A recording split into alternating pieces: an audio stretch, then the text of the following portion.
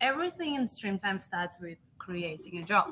So whether it is code that you're building, maybe it's a pipeline job, maybe you're planning, or it's an actual live job. So you would be starting, you would be creating a new job.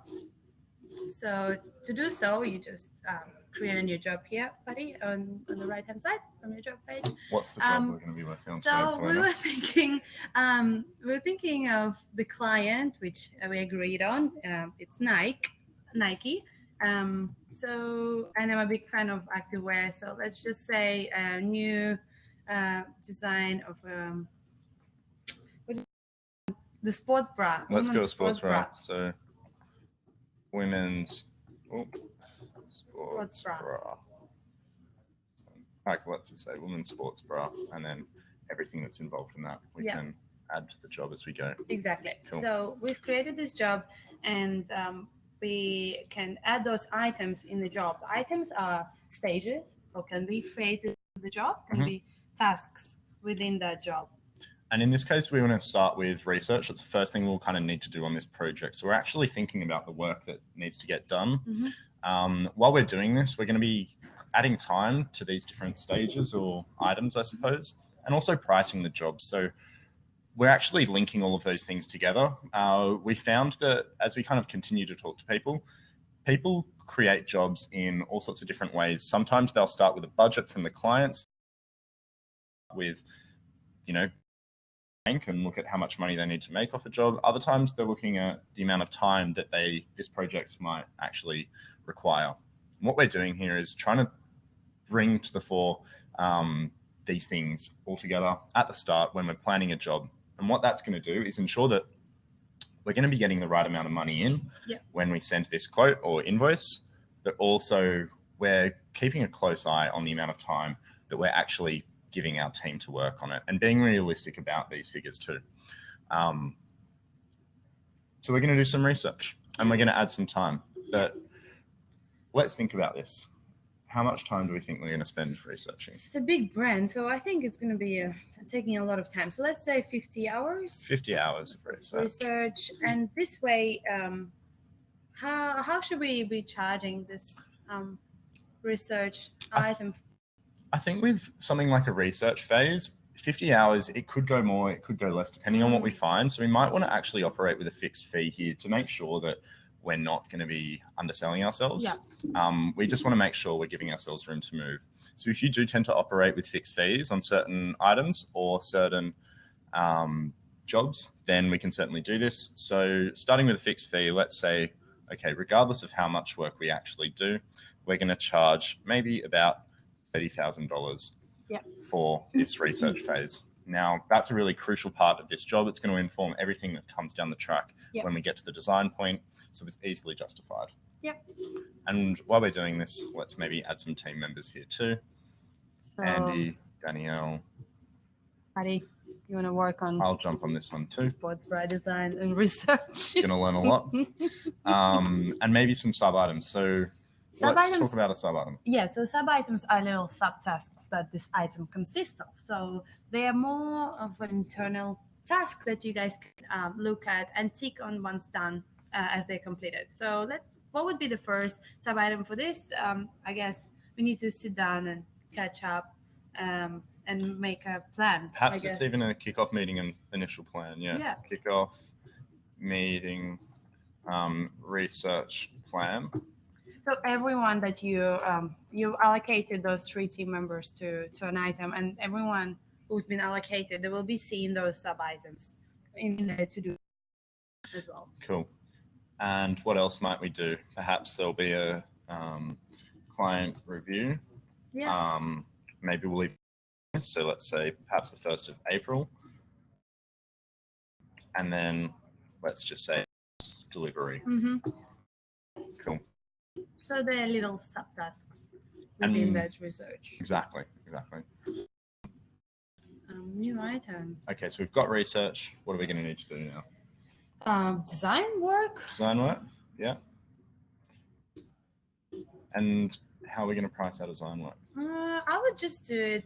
Depends on my designer's billable hourly rate. Say we've got a senior designer Okay. working on this. So say it is Sarah. Yep. Perfect. Maybe Senior. Tina Turner's on this one too. Yeah, Tina Turner. Cool. More expensive than Sarah. Yeah, that checks makes out. sense. All right. So, and Sarah will be spending a good amount of time designing that. So let's say around 100 hours. Let's budget 100 hours for Sarah. And Tina Tina jump Turner, in. she's quite busy. Maybe we'll just budget about 40 hours for her. Yeah. So this way you see that everyone in your team will be having a billable hourly rate that you will be using in order to charge your client. And then in this scenario, your client will be charged $30,000 because Sarah and Tina will be spending 140 hours altogether with their personal hourly rate. Exactly. And what we're doing here is we're actually assigning, time to these particular users. And we are able to kind of play around with this though too. So for example, if this has kind of given us a fixed fee here that we then want to work with, we can actually navigate up here and amend this. Yep. If we want, still allocating time directly to the designers.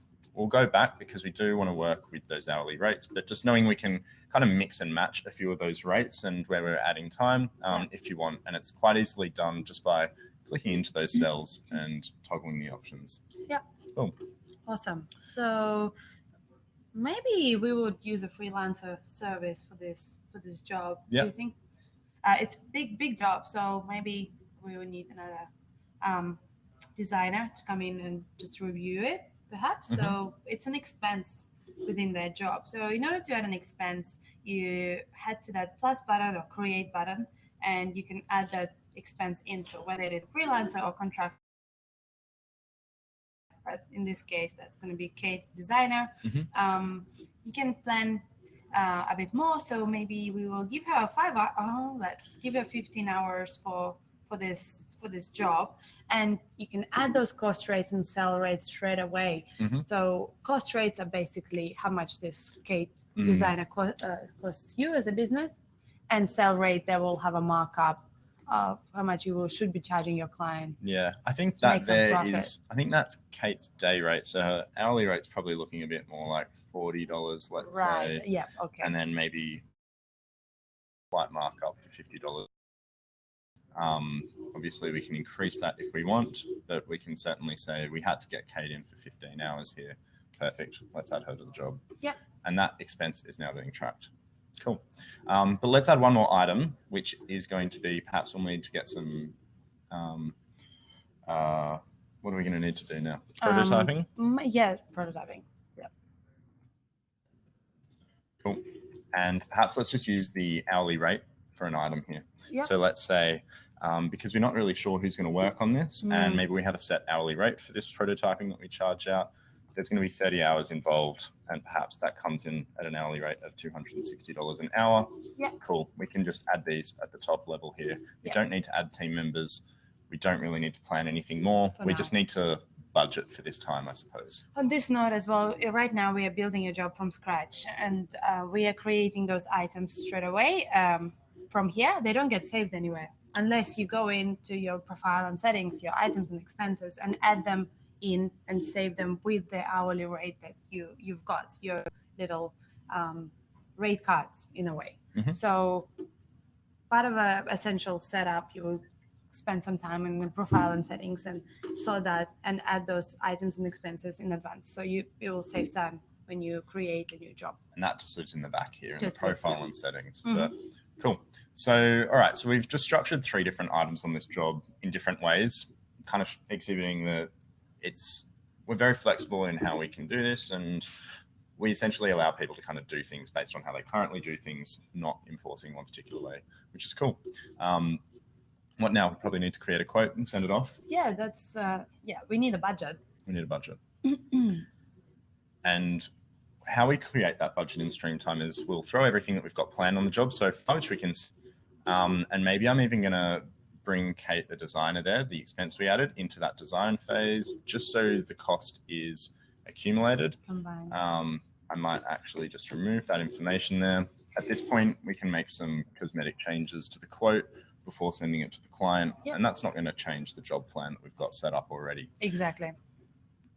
Maybe we want to change the style of this quote as well. Doesn't maybe you use the Streamtime. Yeah, me too. Cool. Looks really good. And even I don't think the client needs to see sub items under the research. It's not really important for the client. They just want to see how much it's going to cost them. So we can delete that. As Patty said, it doesn't affect your job plan at all. So let's send this quote.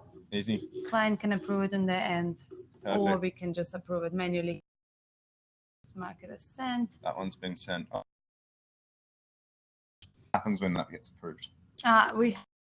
Finally. So what happens is when you go back to your job plan, we now set for this job, and you can see that we already spent some money, which is our expense in the bottom. So it's perfect, and you can track time and other expenses against that budget if there are any. Yeah, total showing you is just the running cost to the job so far. So that expense, that's a running cost. Anything that we do then track time, we'll see that jump in there too.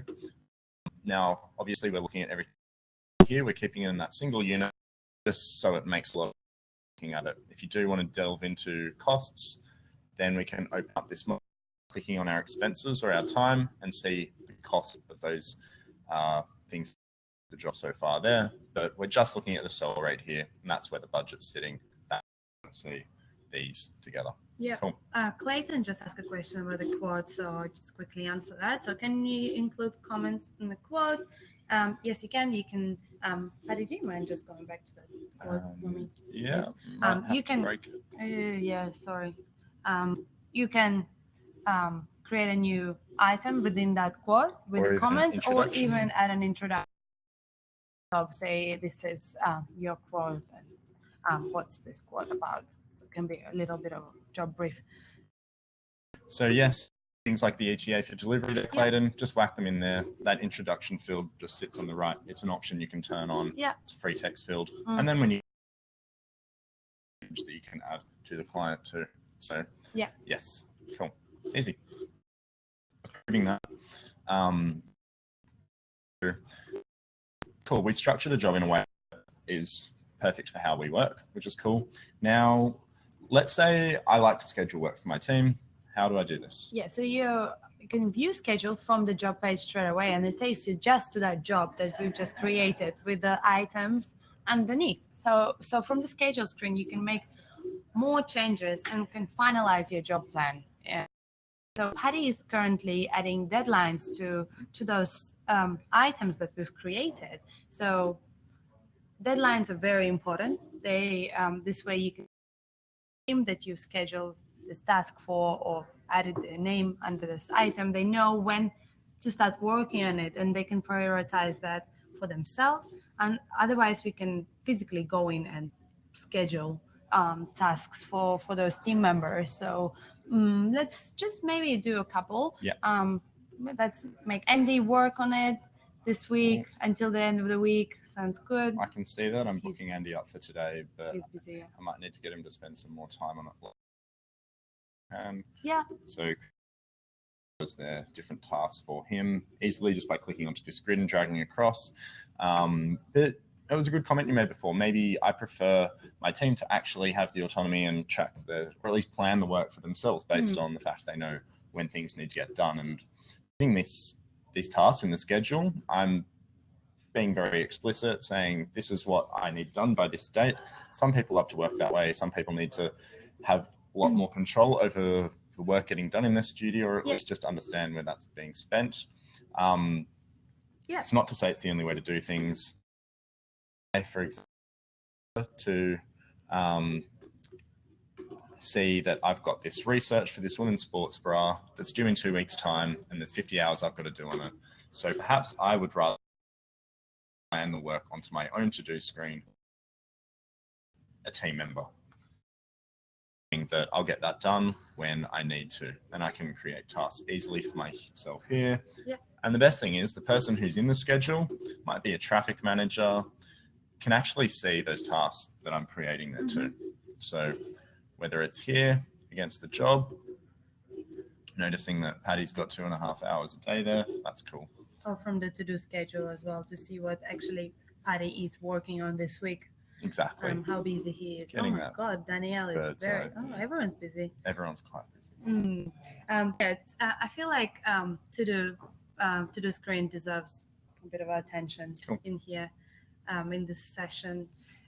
As Patty mentioned, if say you're a designer and you want to plan your weeks ahead, you would look at your items on the to-do sidebar, your items to understand those are the tasks that have been allocated to you, and they're sorted by the due date. So you know that the first one, which is in red, perfect example, this tracking needs to be done as soon as possible. Because it actually was due 2 weeks ago. Yeah. What happened there? Well, I actually know that that's done, so I'm going to mark that as complete. Oh, yeah.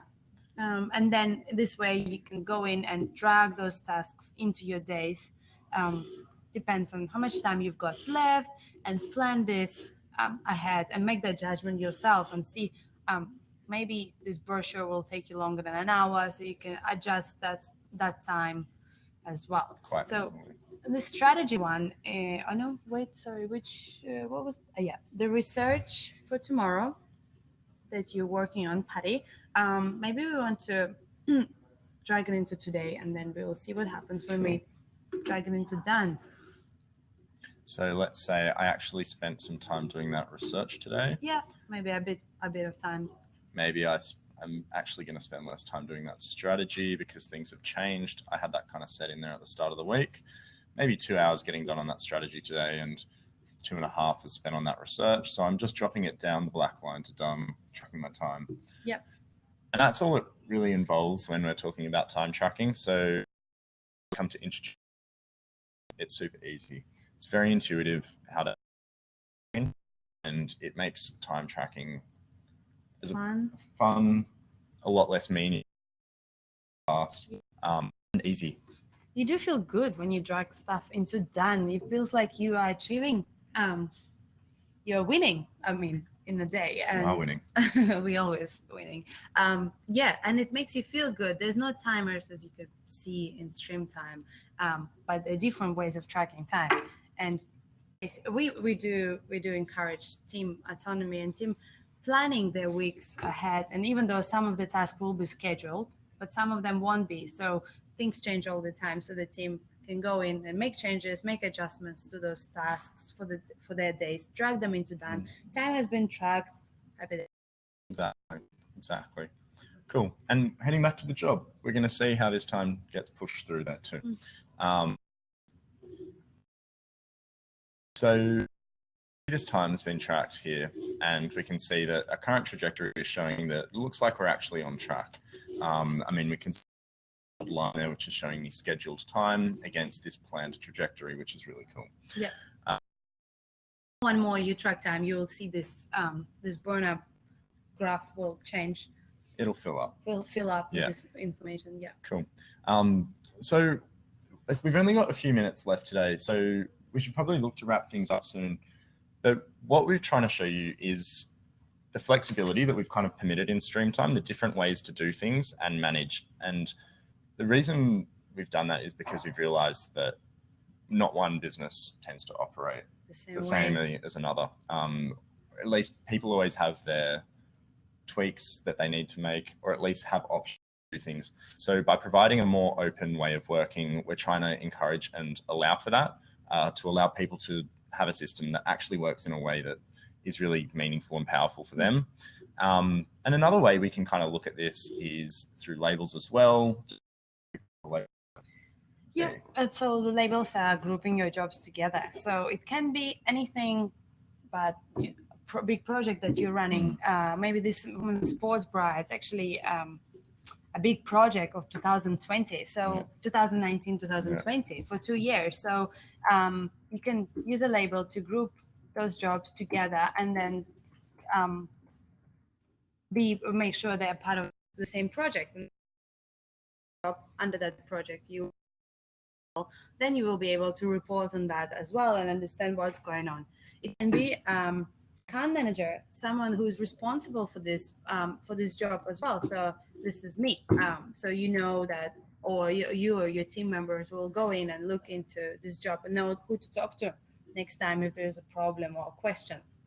So yeah, using labels is the best for you to group your jobs together, to know what's going on when you create those reports. And maybe it is even an internal job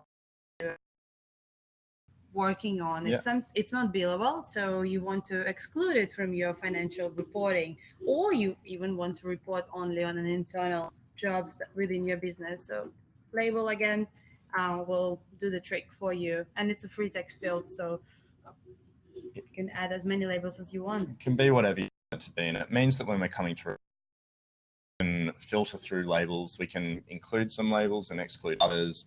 We can get really refined in the lists of the data that we're looking at. Really cool. It's quite powerful. But you mentioned internal teams, or internal jobs, sorry, but even Streamtime well for internal teams, which is really cool. You don't necessarily even need to quote or need to have a budget for a job.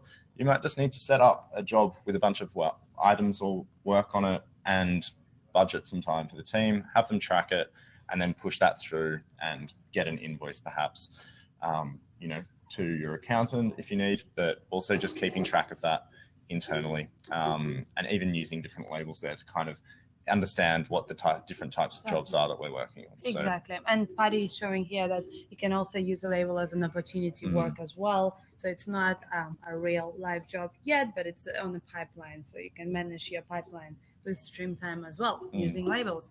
But yeah, it's very important to track time in Streamtime to be able to know where your time goes, your team time goes. And so we've designed To-Do Screen to make it as easy as possible. I mean, without tracking time, you won't be able to understand what's happening in your business. So it's very important. Very important. Cool. What time is it? Oh, it's already. We're pretty much getting there. And I can see Sarah's got a couple questions there. Probably just good to address here now. So has this platform been developed with only designers in mind?